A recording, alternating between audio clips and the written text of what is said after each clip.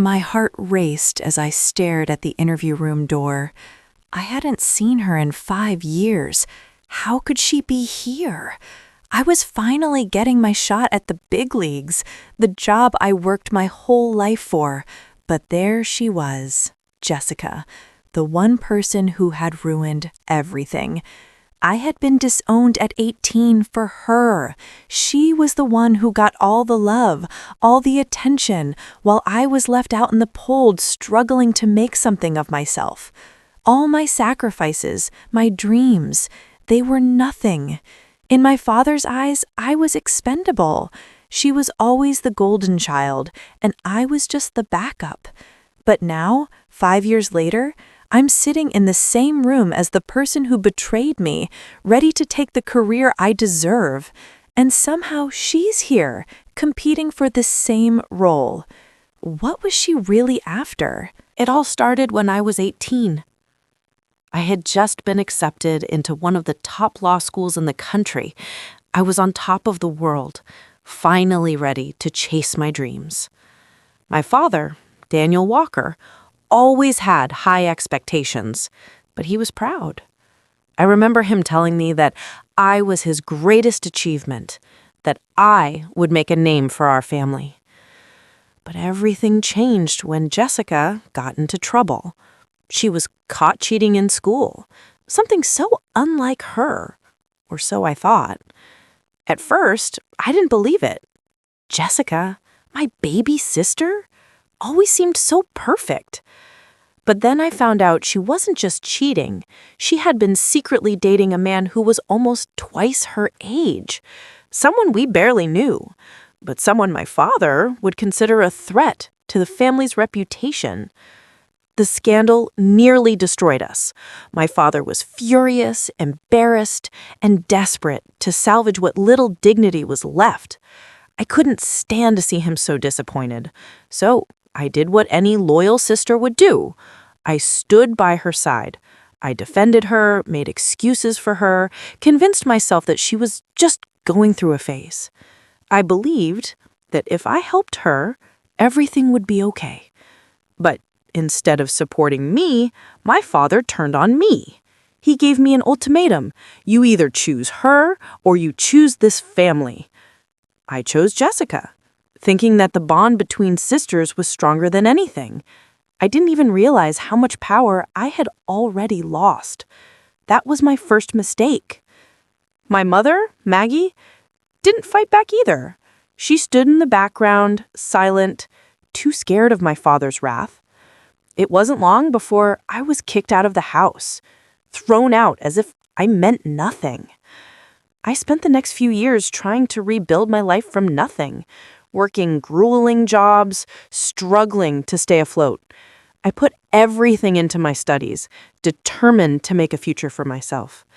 It wasn't easy, and I didn't have anyone to rely on, but I kept going. All the while, Jessica, the golden child, remained under my father's protection, walking through life without consequence.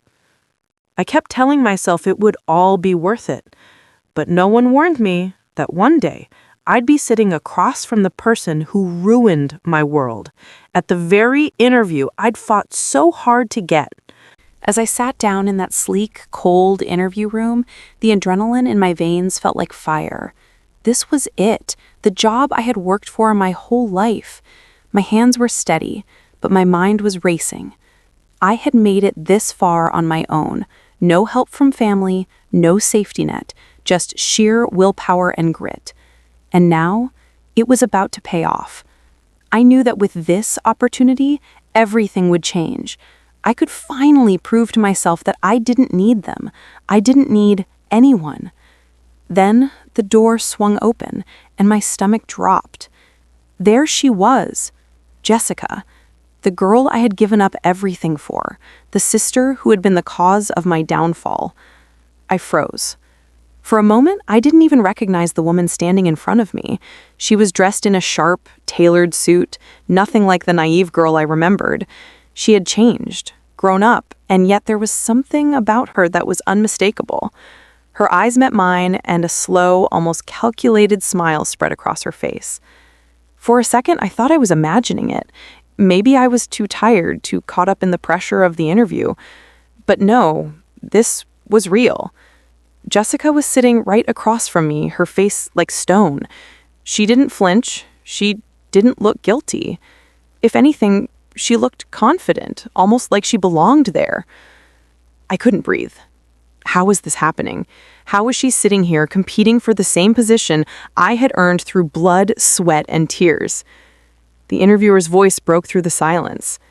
Well, it seems we have a bit of a familiar connection here. I wasn't aware you two knew each other. Jessica's eyes never left mine. Oh, we do, she replied smoothly. We're family. I could hear the venom in her words. Family. The same word that had been the reason I'd lost everything. I swallowed hard, trying to focus, to pull myself together. This wasn't the time for emotions, but all I could think was, what was she doing here? And why did it feel like she had the upper hand even now? I had to keep my cool. I had to figure out her game. But deep down, I knew. The last 5 years of my life had just led me to this moment. The betrayal, the pain, it was all about to crashing down. And I wasn't ready for it. I took a deep breath and forced myself to focus. The interview was already awkward, the tension thick in the air. But I couldn't let my emotions take over, not yet. Jessica, sitting across from me with that smug expression, was trying to play the role of the confident, successful woman. But I knew her better than anyone else. Behind the mask, I saw the same person who had betrayed me, who had made me believe she was the victim, while I was the one left to pick up the pieces. I could feel the eyes of the interviewer shifting between us, as if waiting for some kind of reveal. But I wouldn't give her the satisfaction. Instead, I turned my attention to the task at hand. I had worked for this moment. I had put everything on the line. This job was my future, and I wasn't about to let Jessica or anyone else take it from me. As the interview continued, I noticed subtle things, little signs of weakness on Jessica's part. She stumbled over a few questions, her answers lacking depth. It was clear she wasn't as prepared as she let on. Her polished exterior was starting to crack, and I could see it. I didn't know why she was here, but I knew she wasn't as untouchable as she thought. The interview was dragging on, and I could feel the pressure building. I could hear the faint sound of my heartbeat in my ears. I needed to keep it together. I couldn't let her shake me, but I couldn't help it. She was right there, sitting in front of me, after everything she had done, every moment I had spent rebuilding my life after being abandoned by my own family. All the years of pain and sacrifice had led to this. And now she's here, sitting across from me like nothing had ever happened. I tried to shake it off, focusing on the questions I was being asked, but I couldn't stop thinking about the years we had spent apart, the betrayal I'd felt, the lies I'd believed. The anger began to rise again, but this time I wasn't going to let it control me. This was my moment, not hers. And then it hit me. She wasn't just here for the job. No, there was something more. She had a reason for being here, and I was determined to find out what it was. After a few more questions, the interviewer excused herself for a brief moment to take a call. That's when Jessica leaned forward, her voice low and almost too casual. "You know, Emily," she began, her tone laced with something I couldn't quite place. "I never thought I'd see you here. Of all the places, in front of me, competing for the same position." Her smile was cold, calculating. I guess life has a funny way of working things out, doesn't it? I felt my pulse quicken. What was she playing at? Was this just another game for her?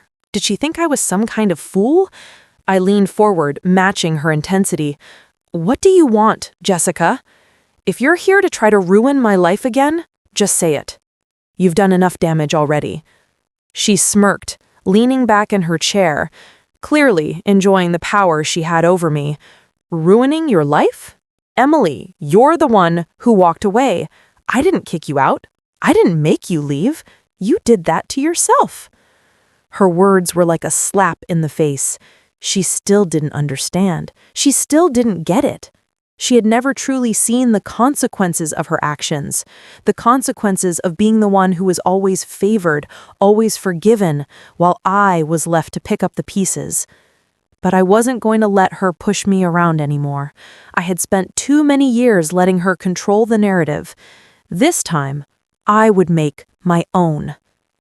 The interviewer returned, and Jessica quickly straightened up, putting on that perfect, confident smile. But I could see the cracks, the flickers of uncertainty. For the first time in years, I wasn't the one on the defensive. I wasn't the one fighting for scraps. I was in control now. I focused on the interview, answering questions, but all the while my mind was racing. I knew there was more to this than what she was letting on. She wasn't just here to compete for the job. There was something deeper at play. I had to find out what it was. I wasn't just fighting for this job anymore. I was fighting for my own redemption, for the truth that had been buried for too long. And I was done being the victim. The interview had been dragging on for what felt like an eternity. The tension between Jessica and me thick enough to cut with a knife. Every word she spoke seemed designed to provoke, to push me to my limits. But I refused to let her see how much she still got under my skin. I kept my focus on the questions, on the opportunity that was within reach. I wasn't going to let her distract me this time. But as the interview wound down, I felt a strange sense of unease creeping over me. Something was off, more than just the fact that Jessica was sitting across from me, competing for the job I had worked so hard for. No, there was something else going on. The interviewer closed the folder in front of her and smiled. "Well, thank you both for your time. This is a tough decision, but we'll be in touch." She stood up, signaling the end of the meeting. Jessica and I exchanged a long look before I stood up. I was ready to leave, to escape the suffocating room, but then I saw it, the faintest flicker of something in Jessica's eyes. It was a knowing look, like she had been expecting this moment all along. Just as I was about to turn toward the door, Jessica stood up too, her voice cutting through the silence. "You think you're going to get this job, don't you? You think all of your hard work will finally pay off. But let me tell you something, Emily. It's never been about your work. It's about who you know." My breath caught in my throat. I froze, trying to keep my composure, but the words hit harder than I expected. She was implying something dark and dangerous. "Don't flatter yourself," I snapped, my anger rising. "This is my opportunity. You can't take that from me." Jessica smirked, unfazed by my words. "Oh, I'm not trying to take anything from you. I'm just letting you in on a little secret." She stepped closer, lowering her voice to a whisper. "You think it's just about who gets the job, but there's something more at play. You've always been the pawn, Emily. I've been the queen all along." My heart pounded in my chest as a cold wave of realization washed over me. She wasn't just here to compete for the job. She had orchestrated this whole thing. Somehow, she had weaseled her way in, manipulated the entire situation to get herself back into my life, into my world. And now she was playing a game I hadn't even realized I was part of. I opened my mouth to speak, but Jessica cut me off. "Don't worry, though. You'll figure it out. I always knew you were smart. It's just too bad that you don't know everything, Emily. Not everything." And just like that, she walked out, leaving me standing there, her words echoing in my mind. I was no longer just competing for a job. I was in the middle of something much bigger, something that I had no idea how to handle. The realization hit me like a ton of bricks. Jessica wasn't just my rival for this position. She was playing a much more dangerous game, and I was just another piece on her board. I wasn't going to let her win. Not this time. Not ever again. The days after the interview dragged on in a blur, but the unease never left me.